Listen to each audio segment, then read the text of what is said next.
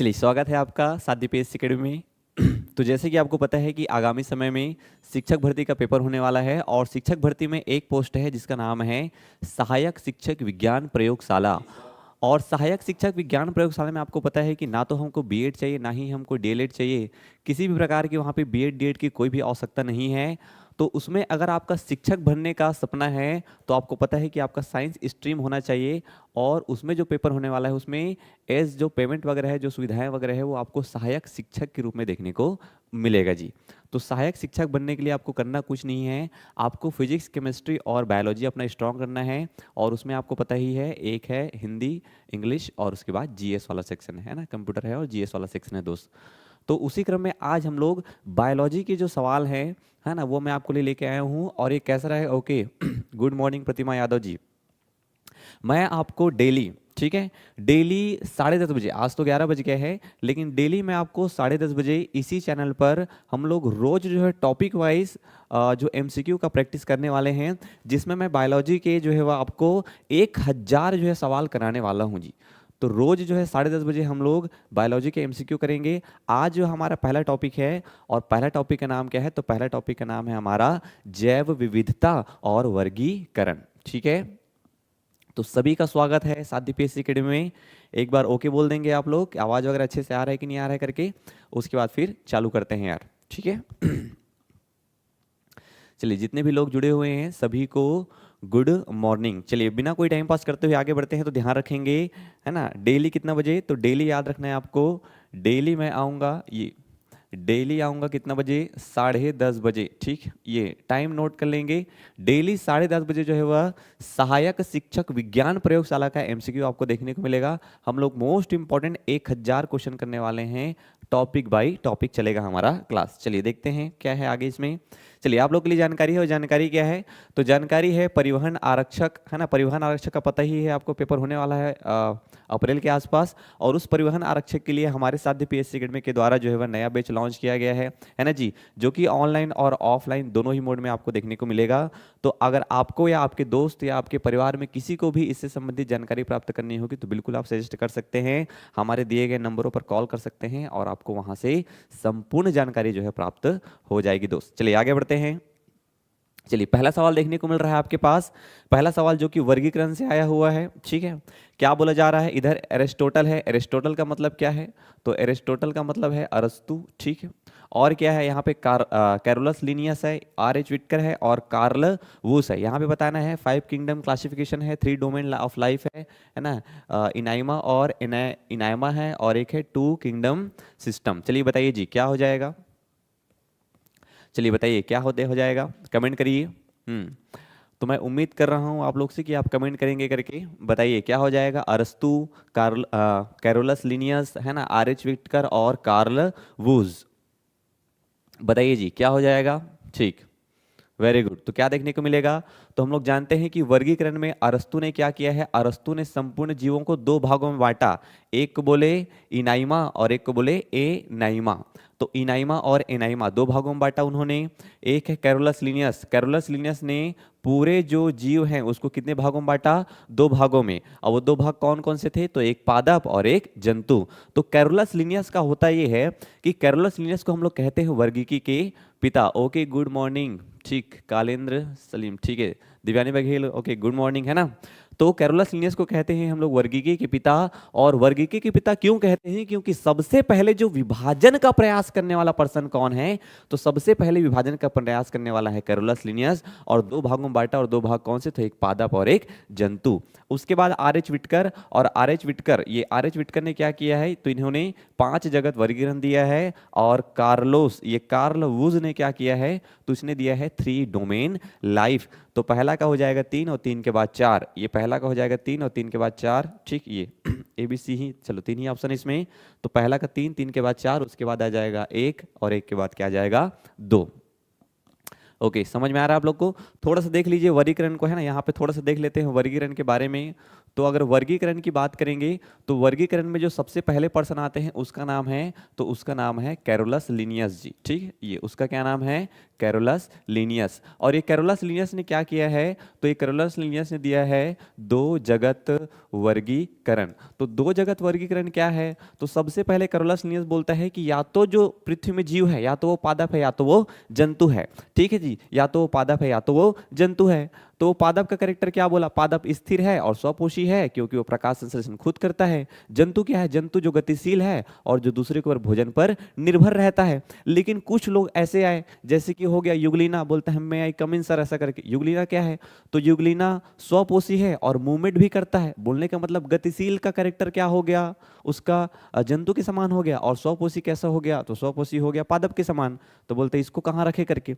वैसे ही आया फफूंद, तो फफूंद क्या है, तो फफूंद स्थिर है और परपोषी है। तो स्थिर वाला कैरेक्टर हो गया पादप का और परपोषी वाला कैरेक्टर हो गया जंतु का। तो उसको किस में रखे, फिर दिक्कत आ गया। तो उसके बाद एक और पर्सन आया जिसका नाम था अर्नेस्ट हैकल। ये क्या नाम था उसका, अर्नेस्ट हैकल। और अर्नेस्ट हैकल कहता है कि मैं 3 बार में बांट दूंगा, एक होगा पादप, ठीक, एक पादप होगा, एक होगा जंतु और एक होगा क्या, प्रोटिस्टा। तो दोनों जो मैच नहीं हो रहे हैं पादप और जंतु में, उसको मैं कहाँ डाल दूंगा, तो उसको डाल दूंगा मैं प्रोटिस्टा में, ऐसा करके। लेकिन प्रोटिस्टा में डाला जब, तो उसमें 2 प्रकार की कोशिकाएं आ गई, एक प्रोकैरियोटिक कोशिका और एक यूकैरियोटिक कोशिका। तो प्रोकैरियोटिक कोशिका का मतलब क्या है, प्रो मतलब पहले और कैरियोटिक मतलब केंद्रक। तो केंद्रक की जो पहले कोशिका है वो प्रोकैरियोटिक हो गई, और यू का मतलब होता है वेल डेवलपमेंट और कैरियोटिक का मतलब केंद्रक। तो एक हो गया वेल डेवलप केंद्रक। तो दोनों ही इसमें आ गए, फिर से दिक्कत हो गया। तो बोलता है एक और पर्सन आता है और उसका नाम क्या है, चलिए कैरोलस लिनियस हो गया, अर्नेस्ट हैकल है ना जी। उसके बाद एक और पर्सन आए, उसका नाम देख लेता हूँ, जस्ट सेकंड। उनका नाम था कोपलैंड। ठीक है, उनका नाम था कोपलैंड, ये कोपलैंड। और कोपलैंड ने क्या किया, तो उसने 4 जगत वर्गीकरण किया। तो उसने पादप जंतु प्रोटिस्टा और उसके जगह एक और क्या रख दिया, तो उसके जगह एक और क्या रख दिया, मोनेरा। तो मोनेरा में जो एक कोशिकीय प्रोकैरियोटिक जीव था उसको मोनेरा में ला लिया, और जो एक कोशिकीय यूकैरियोटिक जीव था उसमें कहाँ डाल दिया, वो प्रोटिस्टा में डाल दिया। लेकिन इसमें भी हम लोग सभी जीवों को जो है वह क्लासीफाई नहीं कर पाए। उसके बाद एक और पर्सन आया जिसका नाम था R.H. विटकर। ये R.H. Whittaker, R.H. विटकर ने क्या किया, 5 जगत वर्गीकरण दिया, जिसमें उसने पादप जंतु प्रोटिस्टा और मोनेरा तो रखा, साथ में एक और क्या जोड़ दिया, तो एक जोड़ दिया क्या, कवक। कवक को क्यों जोड़ा, क्योंकि कवक में दिक्कत ये हो रहा था क्योंकि कवक में दिक्कत ये हो रहा था क्योंकि कवक क्या था, तो कवक बहुकोशिकी था। और इसको रखा कहाँ गया था, तो इसको प्रोटिस्टा, ये सॉरी पादप में रख दिया गया था इन लोग के द्वारा। तो कवक जो है पादप की जैसा तो नहीं है क्योंकि वो बहुकोशिकी भी है। ठीक, तो बहुकोशिकी के हिसाब से तो पादप में ठीक है, लेकिन भैया वो तो स्वकोशी नहीं होता है, तो पादप कैसे हो पाएगा, हाँ ऐसा करके दिक्कत हो रहा था। तो उसके बाद फिर नया एक बनाए, क्या उसको बोलते हैं हम लोग कवक। चलिए, उसके बाद एक और पर्सन आया जिनका नाम था कार्ल, ये कार्ल वुज। ये कार्ल वुज बोलता है कि मैं जो आरएनए है, ये आरएनए है, आरएनए के आधार पर जीवों का विभाजन करूंगा, ऐसा करके। ठीक है, ये क्या बोलता है, मैं आरएनए के आधार पर जीवों का विभाजन करूंगा। और आरएनए के आधार पर जीवों का विभाजन करके इसने कितने भागों में बांटा, तो इसने भागा है 3 भागों में। ठीक है, कितने भागों में बांटा, 3 भागों में। एक को बोला क्या, बैक्टीरिया, ये एक बोला बैक्टीरिया, एक को बोला आर्किया, ये एक को बोला आर्किया, और एक को बोला यूकैरिया, ये यूकैरिया। तो यू का मतलब डेवलप, वेल डेवलप, और कैरिया का मतलब केंद्रक। तो जिसमें वेल डेवलप है वो हो गया यूकैरियोटिक जीव। सारे यूकैरियोटिक जीव जिसमें वेल डेवलप केंद्रक है सबको रख दिया इसमें। और आर्किया मतलब क्या है, और एक बैक्टीरिया। तो बैक्टीरिया जो एक कोशिकीय है, ये एक कोशिकीय जो जीव है, जो प्रोकैरियोटिक है, प्रोकैरियोटिक, और जिसमें बैक्टीरिया के लक्षण हैं, ये बैक्टीरिया के लक्षण है, उसको रखा है बैक्टीरिया में। और ये जो आर्किया है इसमें एक कोशिकीय जीव प्रोकैरियोटिक, लेकिन वो बैक्टीरिया नहीं था, बैक्टीरिया से अलग जो भी जीव बचे उसको रख दिया ये आर्किया में।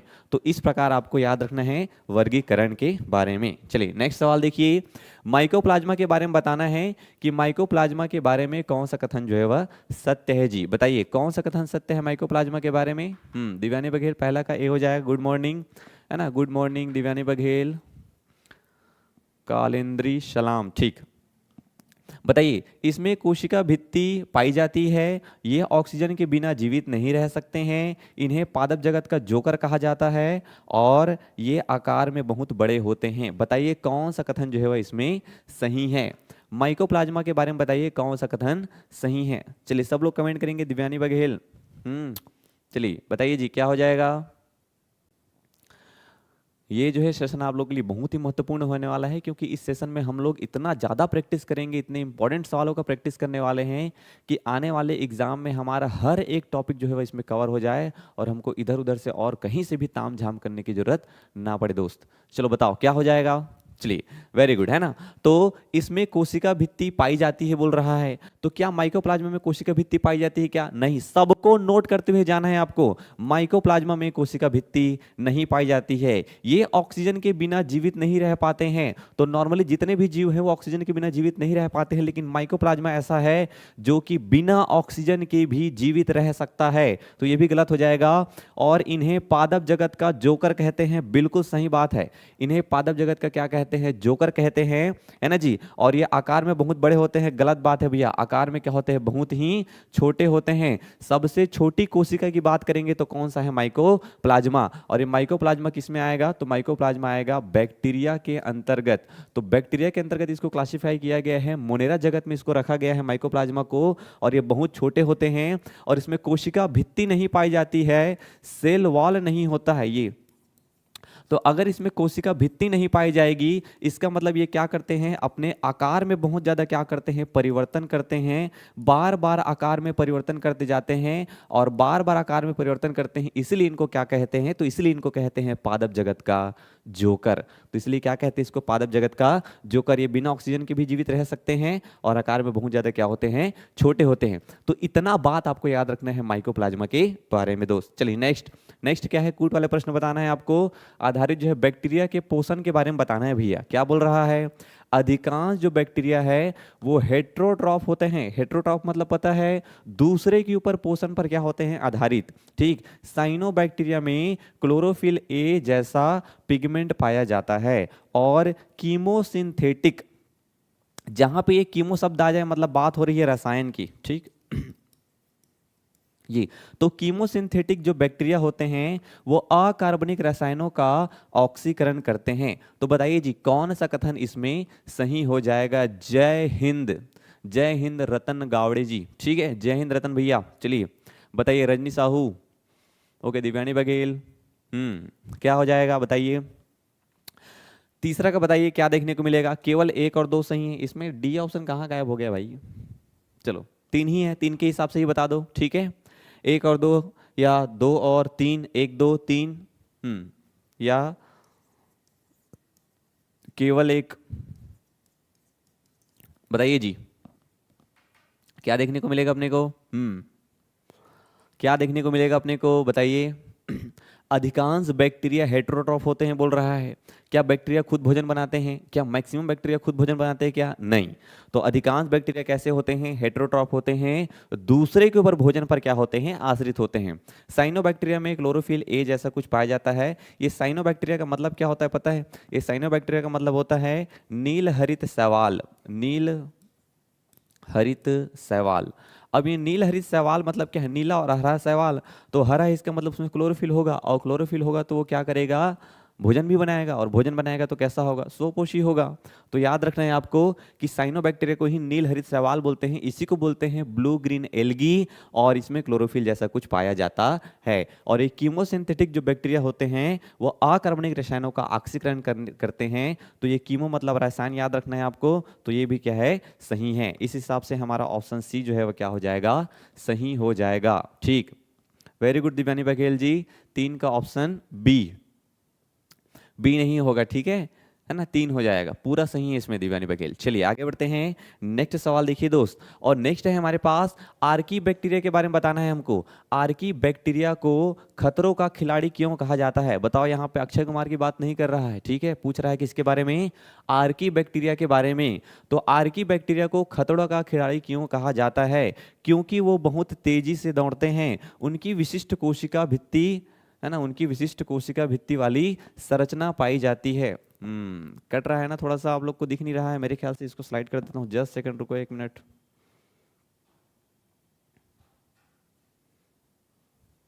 अब दिख रहा है? अब दिख रहा है स्क्रीन में अच्छे से? अभी भी कट रहा है जी? सर जी क्लास कब से चल रहा है? हाँ कोमल कश्यप भैया, ठीक है, इंडियन इंग्लिश बी। तो क्लास डेली होने वाला है 10:30 बजे, ठीक। मैं डेली एमसीक्यू की क्लास कराऊंगा 10:30 बजे। आज हमारा पहला क्लास है, ओके, आज हमारा पहला क्लास है, मैं डेली क्लास कराऊंगा और आपको बिल्कुल जुड़ना है 10:30 बजे। हमारा टारगेट होगा कि हम लोग बायो के कम से कम 1000 सवाल जो है कर ले, सभी टॉपिक्स एकदम शानदार तरीके से पूरे डिटेलिंग के साथ में, ताकि बायो से अगर सवाल आए 20 सवाल लगाना है तो कम से कम हम लोग 17 से 18 सवाल बना के लाए भाई, क्योंकि अतिशयोक्ति में नहीं जाना है, एकदम ऊपर ऊपर बात नहीं करना है कि 20 बना के आ जाऊँ मैं करके। कम से कम अगर मैं 15 से भी ज़्यादा बना रहा हूँ तो मेरा सिलेक्शन हो जाएगा फिर, ठीक है। चलिए कोमल कश्यप क्या बोल रहे हैं जी? आंसर बी होने वाला है भैया। Okay okay sir, Indian English, yes sir, ठीक। मंजरी जुड़ चुकी है हमारे पास, है ना, इंडियन इंग्लिश जुड़ चुकी है मंजरी। चलिए और कौन कौन है? कोमल कश्यप है, रजनी साहू, ठीक है। तो क्या हो जाएगा बताओ? आर्की बैक्टीरिया की बात कर रहा है, क्या वो बहुत तेजी से दौड़ते हैं इसलिए उसको खतरों का खिलाड़ी बोलते हैं? उनकी विशिष्ट कोशिका भित्ति संरचना पाई जाती है इसलिए है, उनके कारण चरम परिस्थितियों में बचाता है उनको, ठीक है, ऐसा करके बता रहा है। उनमें विशिष्ट प्रकार की कोशिका भित्ति पाई जाती है जो कि उनको मैक्सिमम जो टफ सिचुएशन होते हैं उसमें उसकी रक्षा करता है, या क्योंकि वो केवल प्रयोगशाला में रहते हैं इसलिए, या इसमें सेल मेम्ब्रेन नहीं पाया जाता है? तो सबका जवाब सही है और सबका जवाब आ रहा है ऑप्शन बी, कि उसमें विशिष्ट कोशिका भित्ति पाई जाती है जो कि उनको चरम परिस्थिति में भी सरवाइव करने के लिए कंडीशन प्रदान करते हैं। तो आर्की बैक्टीरिया के बारे में इतना आपको याद में रखना है दोस्त, ठीक है। आर्की बैक्टीरिया, क्योंकि आर्की बैक्टीरिया जो है वो मोनेरा जगत के अंतर्गत आते हैं ना, ठीक है दिव्यानी बघेल जी। अगर हम लोग मोनेरा जगत की बात करेंगे, ये जगत मोनेरा, तो आपको पता है कि मोनेरा जगत में कैसे जीवों को रखा गया है? तो मोनेरा जगत में प्रोकैरियोटिक, ये प्रोकैरियोटिक जीव, प्रो का मतलब पहले और कैरियोटिक का मतलब केंद्रक, तो जिसके जीव में केंद्रक बहुत शुरुआती स्टेज में या केंद्रक है ही नहीं, वो है मोनेरा। और यहाँ पे कैसा रखा गया है? एक कोशिकीय जीवों को रखा गया है ना। कैसे जीवों को रखा गया है? तो एक कोशिकीय जीवों को रखा गया है दोस्त, ये आपको पता है। और इसमें हम लोगों ने किनको रखा है? तो इसमें हम लोगों ने रखा है बैक्टीरिया को, ठीक, किसको रखा है? बैक्टीरिया को। और बैक्टीरिया का विभाजन भी 2 भागों में किया गया है ना, एक को बोलते हैं आर्की बैक्टीरिया, ये आर्की बैक्टीरिया, आर्की बैक्टीरिया, और एक को बोलते हैं यू बैक्टीरिया, यू बैक्टीरिया, ये ठीक, यू बैक्टीरिया। याद रखना ये जो आर्की शब्द है ना, ये प्राचीन से जुड़ा हुआ है। ये किससे जुड़ा हुआ है? प्राचीन से जुड़ा हुआ है। तो ऐसा बैक्टीरिया जो कि बहुत पुराना है, शुरुआत के टाइम का बैक्टीरिया है, उसको बोलते हैं आर्की बैक्टीरिया। और ये जो यू शब्द है, जब भी अगर बायोलॉजी में यू शब्द आ जाए मतलब समझ जाना वेल डेवलप बैक्टीरिया की बात हो रही है। तो यू का मतलब होता है वेल डेवलप, विकसित बैक्टीरिया। तो 2 प्रकार के बैक्टीरिया है कहाँ? मोनेरा जगत में। चलिए आगे बढ़िए दोस्त। नेक्स्ट है वायरस और वायरॉइड के बीच मुख्य अंतर क्या है? बताइए जी, वायरस और वायरॉइड के बीच में मुख्य अंतर क्या है? कोमल कश्यप, सर जी मैं लड़की हूँ। ओके कोमल, ठीक है। चलिए यू बैक्टीरिया बताइए यार। आपको बताना है कि वायरस और वायरॉइड के बीच में क्या अंतर है। क्या वायरस में प्रोटीन कोट होता है, वायरॉइड में नहीं होता है? वायरॉइड वायरस से बड़े होते हैं, वायरॉइड में उच्च आणविक भार होता है ना, वाला आरएनए होता है बोल रहा है, और वायरस में केवल पौधों में को संक्रमित कर सकते हैं। बताइए क्या हो जाएगा इसका? ओके वेरी गुड कोमल, है ना, मिथेनो, हाँ मिथेनोजोन बैक्टीरिया है, थर्मो, ठीक है, हाँ हाँ वही वाला है बस। मिथेनो हो गया, थर्मो हो गया, बेसिडो हो गया, वेरी गुड। चलिए 5वां का ए बोल रहे हैं मंजरी, और दिव्यानी बघेल 5वां का ए, कोमल कश्यप 5वां का ए, ठीक है। Sonia Manikpuri, good morning sir, good morning Sonia. क्या हो जाएगा 5वां का ए? मोस्ट इंपॉर्टेंट है। इस प्रकार के सवाल नॉर्मली हमको देखने को नहीं मिलते हैं, थोड़े टफ लेवल के हो जाते हैं, लेकिन हमको याद रखना है कि वायरस और वायराइड में मुख्य अंतर क्या है। तो वायरस में प्रोटीन कोट होता है, जबकि वायराइड में प्रोटीन कोट नहीं होता है भैया। और वायराइड जो है वायरस से बड़े होते हैं क्या? नहीं, ये जो वायराइड होते हैं वो वायरस से कैसे होते हैं? तो वायरस से होते हैं ये छोटे होते हैं। याद रखना है ये आरएनए के क्या होते हैं? तो आरएनए के ये टुकड़े होते हैं दोस्त। कंप्लीट आरएनए भी नहीं है, आरएनए का टुकड़ा होता है। क्योंकि वायराइड में उच्च आणविक भार होता है क्या? नहीं, ये क्या होता है? छोटे होते हैं ना, छोटे, ये छोटे आणविक भार होते हैं। क्योंकि इसमें तो है ना कंप्लीट आरएनए भी नहीं, आरएनए के टुकड़े होते हैं। और वायरस केवल पौधों को संक्रमित करते हैं क्या? नहीं, ये पौधे, जंतु वंतु किसी को नहीं छोड़ता है वायरस। ठीक है, चलिए आगे बढ़े। मंजू मैडम कौन है जी? मंजू मैडम तो नहीं आई है भैया यहाँ पे। चलिए सोनिया ए हो जाएगा इंडियन इंग्लिश। चलिए आगे बढ़ते हैं दोस्त। नेक्स्ट क्या हो जाएगा? साइनोबैक्टीरिया के बारे में बताना है कि साइनोबैक्टीरिया में नाइट्रोजन स्थिरीकरण है ना, नाइट्रोजन फिक्सेशन के लिए कौन सी विशिष्ट कोशिका होती है? बताइए जी। क्या उसमें प्लाज्मोडियम नाम की विशिष्ट कोशिका पाई जाती है, हेट्रोसिस्ट पाया जाता है, एंडोस्पोर पाया जाता है, या पेलिकल पाया जाता है? बताओ, बताइए, है ना। कौन से नंबर का सवाल है? 6वें नंबर का सवाल है, क्या हो जाएगा? चलिए, in virus DNA and RNA protein capsid present. या गुड मॉर्निंग, गुड मॉर्निंग। क्या नाम है इनका? मुन्नी कोई, मुन्नी कौल।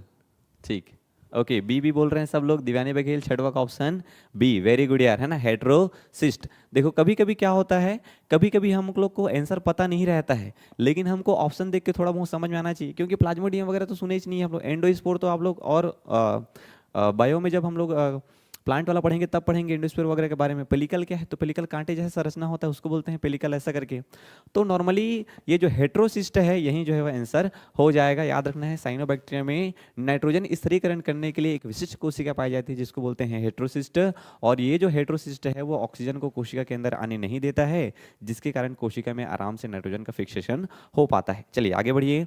नेक्स्ट, लाइकेन के बारे में बताना है। लाइकेन को किसका सबसे अच्छा संकेतक माना जाता है? बताइए जी, लाइकेन को किसका सबसे अच्छा जो है वह संकेतक माना जाता है? लाइकेन आपको पता ही होगा कि शैवाल और कवक जब साथ साथ जीवन यापन करते हैं तो उसको क्या बोलते हैं? उसको बोलते हैं लाइकेन।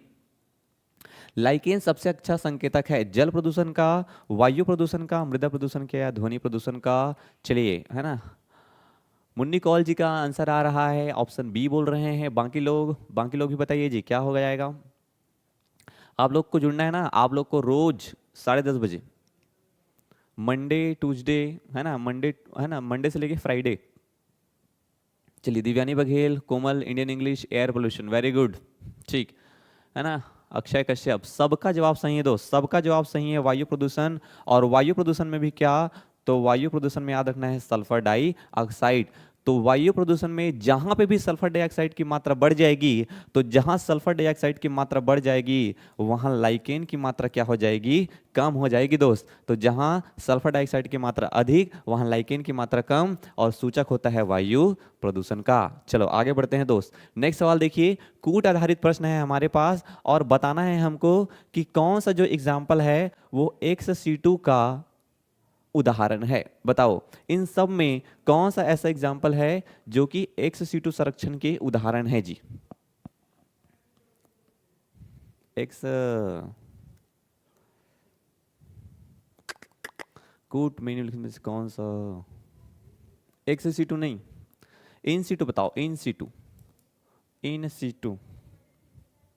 नहीं, ex-situ ही है। ठीक है, ex-situ ही है, ex-situ में हो जाएगा मैंने जी। बताओ जी, ex-situ और इन सीटू जानते हैं आप लोग?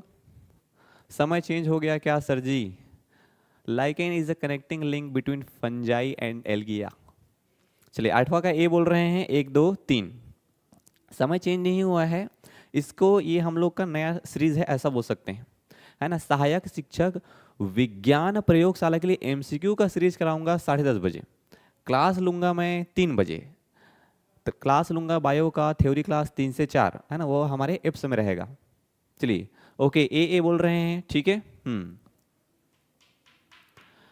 सहायक शिक्षक विज्ञान जो प्रयोगशाला है उसका क्लास लूंगा मैं 3 से 4 एप्स में, है ना। अगर आपको क्लास चाहिए तो हमारे साथ जुड़ के आप तैयारी कर सकते हैं। बाकी यूट्यूब पे जो क्लास रहेगी वो रहेगा 10:30 से 11:30 डेली, ठीक है, सैटरडे को छोड़ के, है ना, मंडे टू फ्राइडे। तो क्या हो जाएगा, एक है जूलॉजिकल पार्क, एक है बॉटनिकल पार्क, एक है वाइल्ड लाइफ सेंचुरी सफारी, और एक क्या है, नेशनल पार्क। पहले तो ये शब्द का मतलब हमको समझ में आना चाहिए, और ये शब्द आया कहाँ से है, तो ये शब्द आया है जैव विविधता से। कहाँ से आया है, ये शब्द आया है जैव विविधता से, ये। और ये जैव विविधता क्या है, तो जैव का मतलब होता है बायोडाइवर्सिटी, ठीक है। और ये जैव, जैव का मतलब क्या है, जीव, और विविधता का मतलब क्या है, तो विविधता का मतलब होता है अंतर। तो जीवों में जो अंतर पाया जाता है, जीवों में जो विभिन्नताएं पाई जाती है, उसी को बोलते क्या है। सर शाम 5 बजे नहीं, 5 बजे नहीं ले पाऊंगा यार, 5 बजे नहीं है, ठीक है मंजरी।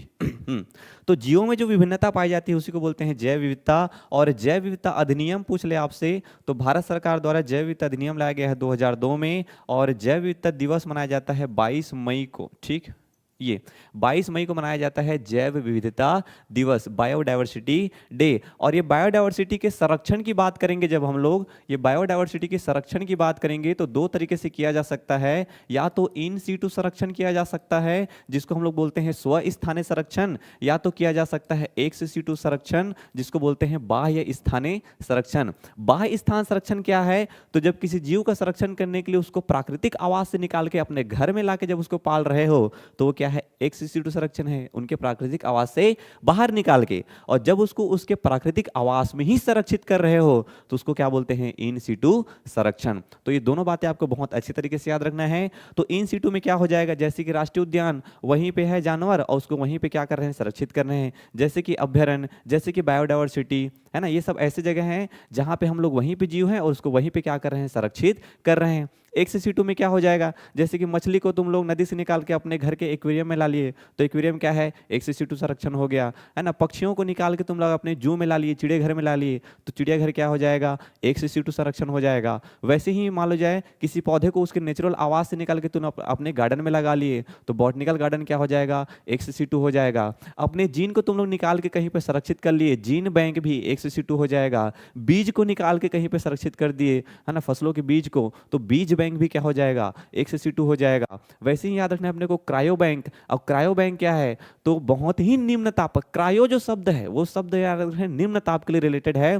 तो बहुत ही निम्न ताप पर जब कोशिकाओं को, ऊतकों को संरक्षित किया जाता है तो उसको बोलते हैं क्रायो बैंक। तो याद रखना है आपको, हाँ, जो भी लैब में संरक्षण कर रहे हैं हम लोग seed bank, okay very good, है ना, ठीक। क्रायो प्रिजर्वेशन सब क्या हो जाएगा, तो सब हो जाएगा एक्स सीटू। इन सीटू मतलब नेचुरल आवास में संरक्षण, और एक्स सीटू मतलब नेचुरल आवास से बाहर संरक्षित कर रहे हैं, तो हो जाएगा एक्स सीटू। चलिए आगे बढ़ते हैं। तो इसमें 1 और 2 आना, पहला 1 2 3 सही हो जाएगा। बाकी ये जो नेशनल पार्क है ये इन सीटू का एग्जाम्पल है दोस्त, ठीक है। जूलॉजिकल पार्क एक्स सीटू है, बॉटनिकल पार्क भी, ये बॉटनिकल गार्डन भी एक्स सीटू है, और वाइल्ड लाइफ भी क्या है, एक्स सीटू है। चलिए नेक्स्ट 9वां सवाल बता रहा है, निम्न स्थानों को सही प्रकार से सुमिलित कीजिए। ये स्थान नहीं है, मतलब जीवों को है, ठीक है। मेथेनोजोन्स क्या है, हेलोफाइट्स क्या है, या थर्मो एसिडोफाइल्स क्या हैं। सल्फर युक्त गर्म पानी में रह सकते हैं, पशुओं की आंत में पाए जाते हैं, अत्यधिक लवण वाले क्षेत्र में पाए जाते हैं। लो टेम्परेचर पर सेल्स को लिक्विड नाइट्रोजन के थ्रू कंजर्वेशन करते हैं। जी चलिए बताइए जी, क्या हो जाएगा इसका आंसर। क्या देखने को मिलेगा अपने को, तो निम्नलिखित जीवों में पाए जाने वाले, है ना, सही क्रम में मिलाना है अपने को। मेथेनोजोन्स क्या होते हैं, हेलोफाइट्स क्या होते हैं, और थर्मो एसिडोफाइल्स क्या होते हैं। चलिए बताइए, डी डी बोल रहे हैं, ठीक। 9वां का ए बोल रहे हैं, कोई कोई कोई कोई डी बोल रहे हैं।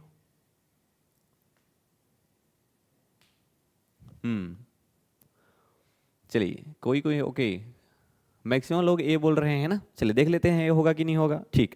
तो मेरे को अगर कुछ, जैसे मेरे को कभी कभी ना शब्दों पे भी ध्यान देना चाहिए हमको। मान लीजिए नहीं पता है, लेकिन हमको ये तो पता है कि ये जो हेलो है, ये जो हेलो है, ये शब्द किससे संबंधित है, तो ये शब्द संबंधित है लवण से।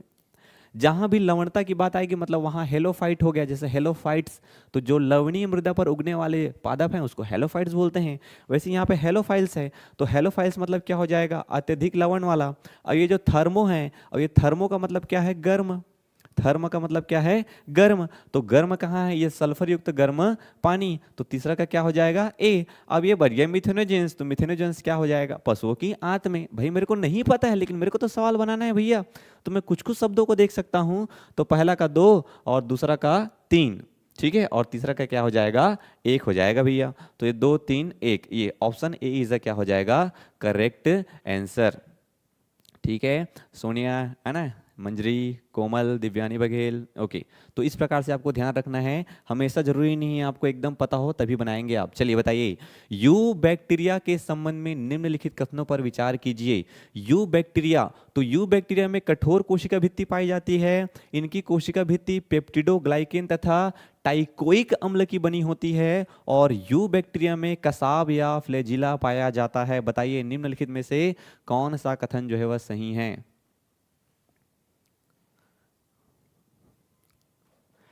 मैं सेम की सर, अच्छा ठीक, वेरी गुड मंजरी। चलिए कोमल, ओके, सोनिया ने, मैं भी सर, वेरी गुड। कभी कभी हमको आंसर पता नहीं रहता है, लेकिन हमको थोड़ा बहुत बुद्धि लगाएंगे तो बन जाता है। एक बात आप लोग हमेशा याद रखना कि जरूरी नहीं है कि हमेशा आपको आंसर पता हो, लेकिन इतना विश्वास जरूर रखना है कि जितना अभी आप लोग पढ़े हैं उस पढ़े हुए में अगर थोड़ा बहुत भी अगर दिमाग लगाएंगे आप इधर उधर करके, तो डेफिनेटली जो है सवाल बनने के चांसेस होते रहते हैं दोस्त। ठीक है, 50% सवाल ऐसे होते हैं, है ना, जो कि हमको लगता है कि नहीं पता है करके, लेकिन अगर आप दिमाग लगाएं तो वो सवाल बिल्कुल आपसे बन जाएगा। चलो 10वां का ऑप्शन सी बोल रहे हैं 1 2 3। चलिए 10वां का ऑप्शन सी बोल रहे हैं 1 2 3, यू बैक्टीरिया में कोशिका भित्ति पाई जाती है। ठीक है, यू बैक्टीरिया में कोशिका भित्ति पाई जाती है बोल रहे हैं, बिल्कुल सही बात है भैया। और कैसी कोशिका भित्ति पाई जाती है, तो एकदम कठोर कोशिका भित्ति पाई जाती है। क्यों, क्योंकि इनकी कोशिका भित्ति किसकी बनी होती है, पेप्टिडोग्लाइकेन और टाइकोइक अम्ल की बनी होती है दोस्त। और यू बैक्टीरिया में कशाभिकाएं, ये फ्लैजिला पाया जाता है। जैसे ये क्या हो गया, एक तो बैक्टीरिया हो गया, तो इसमें से पूंछ जैसे निकले रहता है, जो कि उसके मूवमेंट में मदद करता है ना, ये मूवमेंट में मदद करता है। इसको क्या बोलते हैं, तो इसी को बोलते हैं फ्लैजेला। ठीक है, इसी को क्या बोलते हैं, फ्लैजेला बोलते हैं, इसी को कशाप बोलते हैं। और इसकी जो कोशिका भित्ति होती है बैक्टीरिया की, नॉर्मली आप लोग देखे होंगे। ठीक, वेरी गुड, सी सी हो जाएगा। तो 1 2 3 सही हो जाएगा इसमें। ये जो पेप्टिडोग्लाइकोन है ये कार्बोहाइड्रेट प्लस प्रोटीन का बना होता है दोस्त। ठीक है, कार्बोहाइड्रेट और प्रोटीन का बना होता है पेप्टिडोग्लाइकेन, जिसके कारण क्या होता है, ये कठोर होता है, यू बैक्टीरिया में पाया जाता है। तो 1 2 3 पूरा ही क्या हो जाएगा, सही हो जाएगा। चलिए बताइए, जीवाणु के आर्थिक महत्व के संदर्भ में निम्नलिखित कथनों पर विचार करना है। बताना है क्या राइजोबियम जो है नाइट्रोजन स्थिरीकरण करने का काम करता है, और क्या लैक्टोबैसिलस जो होता है वो दूध को दही में जमाने का काम करता है। लड्डू सवाल है, चुटकियों में उड़ा दोगे। ठीक है सर, माइनस मार्किंग वाले एग्जाम इंतजार समझ नहीं आता सर, क्रैक करने की स्ट्रेटजी बता दीजिए प्लीज। अरे यार, माइनस मार्किंग वाले में देखो, अगर थोड़ा बहुत चर्चा करेंगे हम लोग जैसे कि, तो माइनस मार्किंग में क्या है, नॉर्मली अगर व्यापम की बात करेंगे तो 1/4 रहता है। इस 1/4 में क्या है, तो अगर मैं एक सही जवाब दूंगा तो मुझे 1 नंबर मिलेगा, और एक गलत जवाब दूंगा तो मेरा 0.25 नंबर जो है वह माइनस हो जाएगा। ठीक, ये मिलेगा इसमें मेरे को नंबर, और इसमें मेरे को इतना नंबर कटेगा, इसमें इतना नंबर मिलेगा। बोलने का मतलब क्या है, 1 अगर मैं सही जवाब दूं और 4 अगर मैं गलत जवाब दूं तो आउटपुट क्या निकलेगा, 0। तो इसमें आपको जो बिल्कुल नहीं पता है उसको तो मत बनाया करो, लेकिन जिसमें 50-50 हो इसको बिल्कुल भी छोड़ के मत आया करो। ठीक है, उसको बिल्कुल भी छोड़ के नहीं आना है दोस्त, क्योंकि 50-50 वाले को किसी भी कंडीशन में बना के ही आना है। क्योंकि मान लो जाए 50-50 वाले तुम कितने सवाल बनाते हो, 10 सवाल बनाते हो 50-50 वाले, और इसमें तुम्हारा 4 क्या हो जाता है, सही हो जाता है, और तुम्हारा 6 क्या हो जाता है, गलत हो जाता है। तो 6 अगर गलत हुआ है तो 6 गलत में केवल कितना नंबर कटेगा तुम्हारा, 1.5 नंबर। ठीक, कितना नंबर कटेगा, केवल और केवल 1.5 नंबर कटेगा। और इसमें कितना नंबर मिलेगा, 4 नंबर मिलेगा। तो 4 नंबर मिलेगा और 1.5 नंबर कटेगा, तो कितना नंबर हो गया, लगभग 2.5 नंबर का फायदा हुआ तुमको। ठीक है, तो प्रयास करिए एक बार ना, मैं जितना अनुभव किया हूँ उसके आधार पे यही है कि एक बार अच्छे से दबा के पढ़िए, पूरा सिलेबस को अच्छे से पढ़िए, जहाँ जहाँ से आपको प्रीवियस ईयर क्वेश्चन मिल सकते हैं उसको अच्छे से करिए, उसके बाद एग्जाम निकलते हैं दोस्त। शुरुआत में हमको ये लगता है कि थोड़ा सा पढ़ लेंगे और हमारा काम हो जाएगा करके, लेकिन बिल्कुल गलत बात है भाई, बिल्कुल गलत बात है। एक टॉपर से पूछोगे तो वो बोलता है कि भाई पहले मैं सिलेबस को अच्छे से चाटता हूँ, कंप्लीट जो है वह उसको करता हूँ, उसके बाद फिर है ना प्रीवियस ईयर क्वेश्चन लगाइए शानदार तरीके से, उसके बाद आपको ये नहीं लगेगा कि ये क्वेश्चन नया है, नया पूछा गया है करके। वो आस पास के घूम घाम के वहीं पे ही क्वेश्चन रहते हैं दोस्त। ठीक है जी,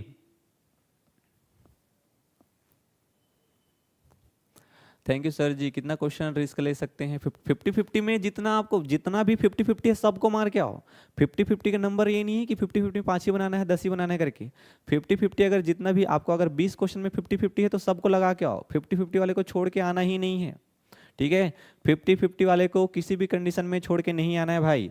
तो इसमें क्या हो जाएगा, इसमें दोनों ही कथन क्या हो जाएंगे, सही हो जाएंगे। सी सी, ठीक है, दोनों ही कथन सही हो जाएंगे। सर मेरा 50-50 में रॉन्ग होता है, कोई दिक्कत नहीं है। 50-50 में रॉन्ग होता है, कोई दिक्कत नहीं है, बता रहा हूँ मैं।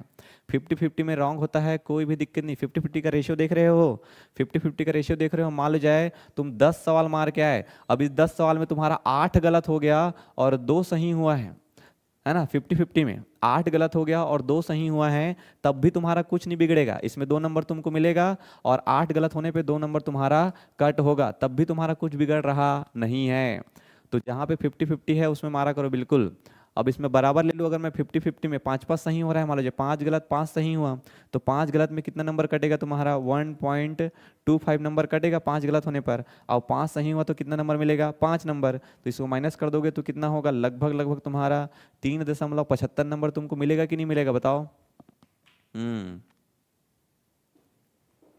ओवर कॉन्फिडेंस नहीं जी, 50-50 है तो मारा करो भाई।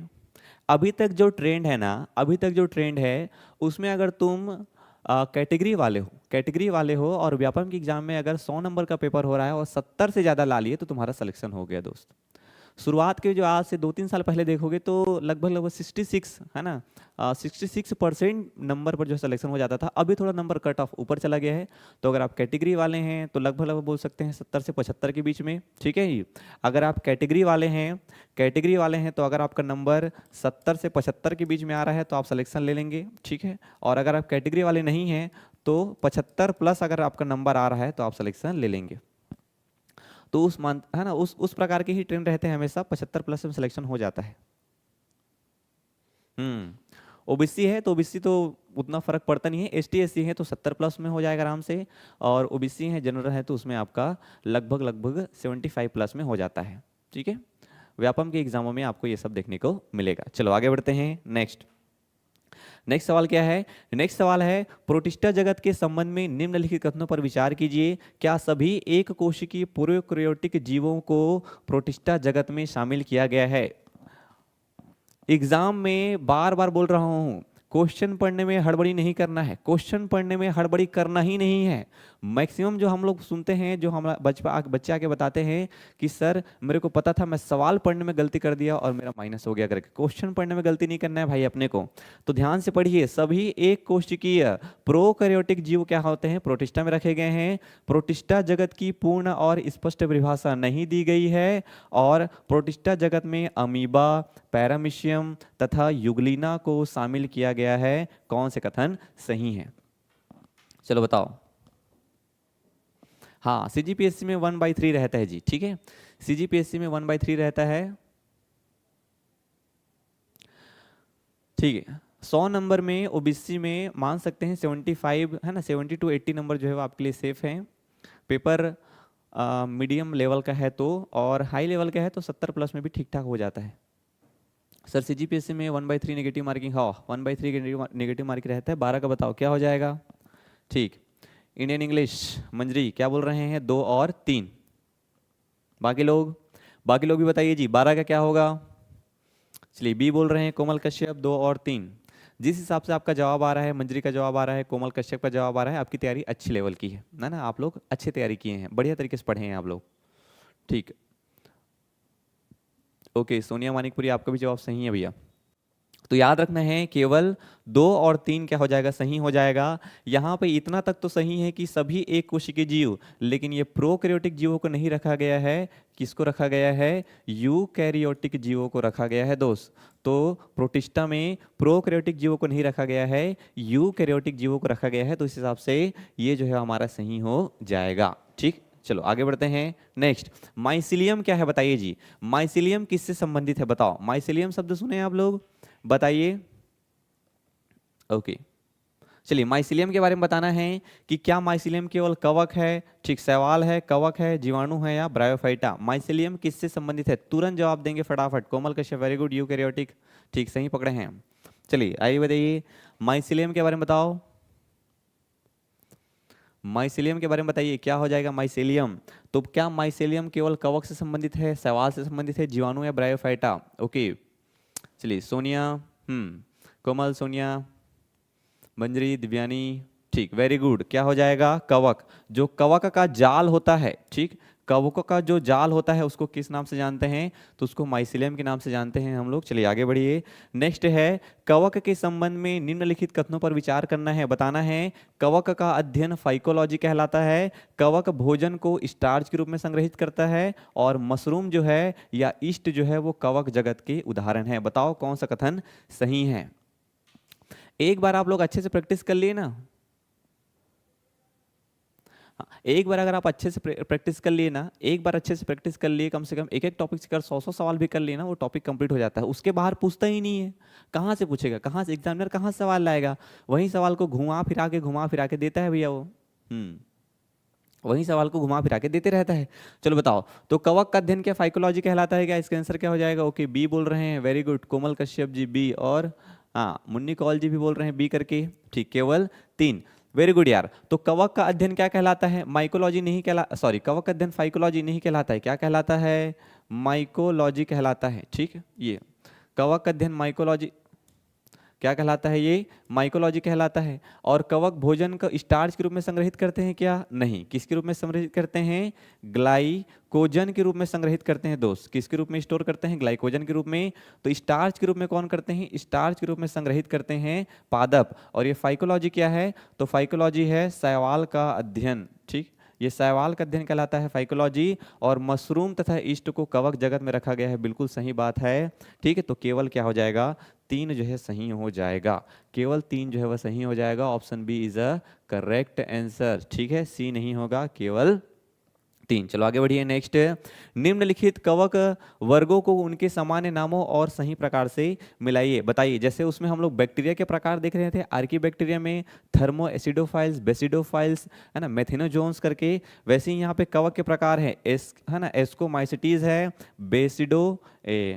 बेसिडियोमाइसिटीज है, और ड्यूटेरोमाइसिटीज है जी। यहाँ पे क्लब फंजाई है, थैली फंजाई है, और अपूर्ण फंजाई है। बताइए क्या हो जाएगा। बताओ क्या हो जाएगा इसमें। वेरी गुड, ओनली 3 है ना। बताइए क्या देखने को मिलेगा अपने को।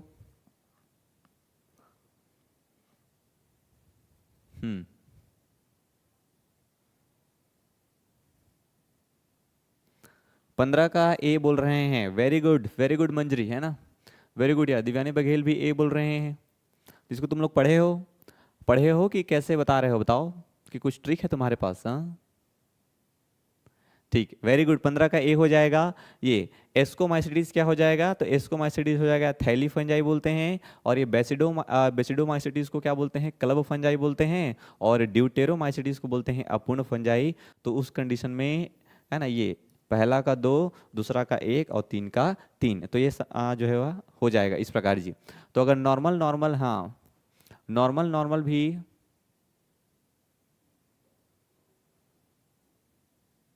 ठीक, तो नॉर्मल भी अगर आप सवाल कर लिए, ठीक है, नॉर्मल भी अगर आप सवाल कर लिए तो आपका काम चल जाएगा दोस्त। चलिए नेक्स्ट सवाल देखते हैं।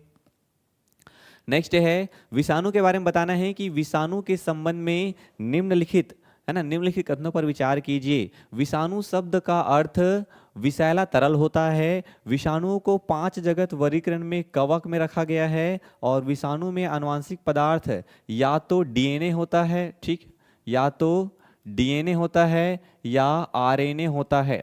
ठीक है, होता है ऐसा बोल, या तो डीएनए या तो आरएनए होता है। और विषाणु को सजीव निर्जीव के बीच की कड़ी कहा जाता है। जी बताइए कौन सा कथन इसमें सही हो जाएगा। गुड मॉर्निंग डिम्पी, क्लास हमारा एंड होने वाला है यार, आप अभी आ रहे हो। रोज आना है 10:30 बजे, 10:30 से 11:30 रोज मैं लूंगा क्लास किसका, सहायक शिक्षक विज्ञान प्रयोगशाला। ओके, गायत्री गायकवाड़ अभी आ रहे हो। गुड मॉर्निंग, रोज आना है 10:30 बजे। रंजिता रोज आना है 10:30 बजे, रोज 10:30 बजे क्लास लूंगा मैं। चलिए सीसी बोल रहे हैं कोमल, ओके। भावना 16 का डी बोल रहे हैं, 1 2 3 4 सब। और सर जी हिंदी क्लास, हिंदी क्लास, हिंदी पढ़ाऊं मैं, हिंदी ऐसा बोल रहे हो। कोमल कश्यप सी। चलिए क्या हो जाएगा, सी बोल रहे हैं जी, 1 3 और 4। मैक्सिमम लोगों का सवाल आ रहा है 1 3 और 4। वेरी गुड, है ना। 16 में क्या बोल रहे हैं, विषाणु शब्द का अर्थ क्या होता है, विषैला। बिल्कुल सही बात है। विषाणु को 5 जगत वर्गीकरण में कवक में रखा गया है क्या, नहीं। विषाणु को 5 जगत वर्गीकरण में रखा ही नहीं गया है। ना तो विषाणु को मोनेरम रखे हैं, ना तो प्रोटिस्टा में, ना तो फंजाई में, ना तो पादप में, और ना तो जंतु में। विषाणु को 5 जगत वर्गीकरण में रखा ही नहीं गया है। याद रखना है, ये क्या हो जाएगा, गलत। और विषाणु में आनुवांशिक पदार्थ या तो डीएनए होगा या तो आरएनए होगा। ऐसा नहीं है कि केवल डीएनए होगा केवल आरएनए, या डीएनए या तो आरएनए। और विषाणु को सजीव और निर्जीव के बीच की कड़ी कहा जाता है, क्योंकि विषाणु को जब तक होस्ट नहीं मिला है तब तक वो जीवित कंडीशन में नहीं। जैसे उसको कोई आदमी मिला जिससे वो कुछ पोषण प्राप्त कर सकता है तो वो क्या हो जाएगा, जीवित हो जाएगा। वेरी गुड, 1 3 4, ये 1 3 4, तो सी क्या हो जाएगा, सही हो जाएगा दोस्त। चलिए आप लोगों के लिए जानकारी है, और जानकारी क्या है, तो जानकारी ये है कि छत्तीसगढ़ में जो है सब इंस्पेक्टर का जो है नया बैच लॉन्च किया जा रहा है हमारे द्वारा। कब से, 1 जनवरी 2026 से। तो आपको पता है कि सब इंस्पेक्टर का जो है फिजिकल, है ना, जो नाप जोख वाला है उसका डेट आ चुका है 6 जनवरी से जो है चालू हो रहा है ना। एडमिट कार्ड भी अब लगभग आ चुका है। तो पहले क्या होगा, नाप जोख होगा, नाप जोख के बाद फिर उसके बाद फिर प्री होगा, प्री के बाद मेंस, और मेंस के बाद फिर फिजिकल टेस्ट एक बार और होता है दोस्त, लास्ट में दौड़ भाग वाला। तो जितने भी आपके दोस्त अगर कोई तैयारी कर रहे हैं या आप में से कोई तैयारी करना चाहता है व्यवस्थित तरीके से, तो बिल्कुल हमारे साध्य पीएससी एकेडमी के द्वारा आप लोग जुड़ सकते हैं और अपनी तैयारी को बेहतर कंडीशन में ले जा सकते हैं दोस्त। तो अगर आपको इससे संबंधित कोई भी जानकारी प्राप्त करना है तो हमारे जो दिए गए नंबर हैं साध्य पीएससी एकेडमी के द्वारा, उसमें आप कॉल कर सकते हैं और आपको वहाँ से बेहतर जानकारी प्राप्त हो जाएगी। चलिए कोमल कैसे बोल रहे हैं, सर जी आज क्लास करके मज़ा आ गया, फर्स्ट टाइम ज्वाइन की हूँ। ठीक है कोमल, तो कोमल आप रोज 10:30 बजे आइएगा, है ना। रोज मैं 10:30 बजे टॉपिक से रिलेटेड जो है वह सवाल लेके आऊँगा। तो चलिए आज हमारा इतना तक ही था। आप सभी का बहुत बहुत धन्यवाद हमारे क्लास के साथ जुड़ने के लिए।